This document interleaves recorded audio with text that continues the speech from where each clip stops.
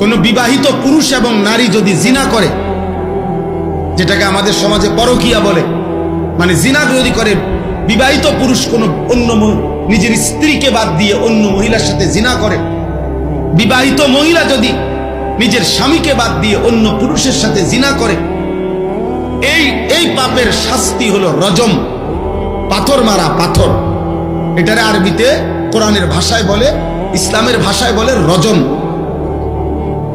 পাথর মারা।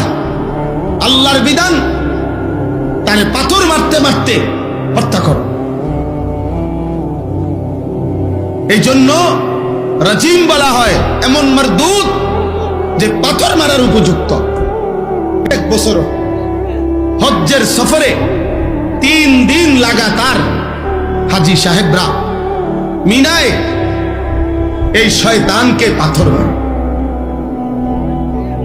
মানে বুঝাইতে চায় তুই তো রাজিম, অভিশপ্ত, পাথর মারার উপযুক্ত, পাথর মারার উপযুক্ত।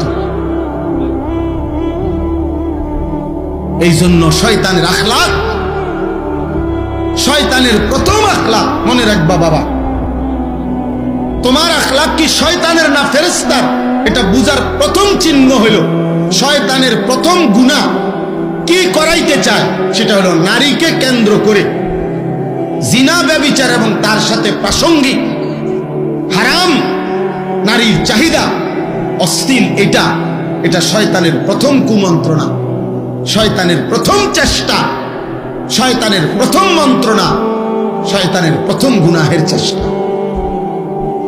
নারীর ফাঁদে আটকায় দেওয়া, নারীর লোভে ফেলে দেওয়া, নারীর নেশায় ডুবায় দেওয়া।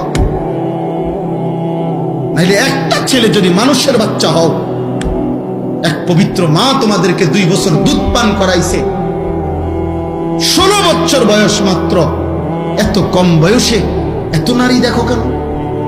অসভ্য কোথাকার। এত মাত্র 20 বছর হয় নাই, এত ছবি, সারা রাত নারী ছবি, উলঙ্গ দৃশ্য যে দেখো, এই হাইওয়ান, এটা কোনো মানুষের আখলাক?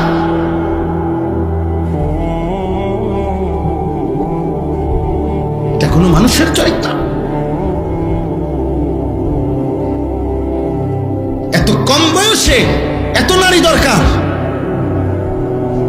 এত অল্প বয়সে এত মহিলা দরকার, তোমার এত নারী দরকার? হাইওয়ান, এত পশুর চরিত্র, এত পশুর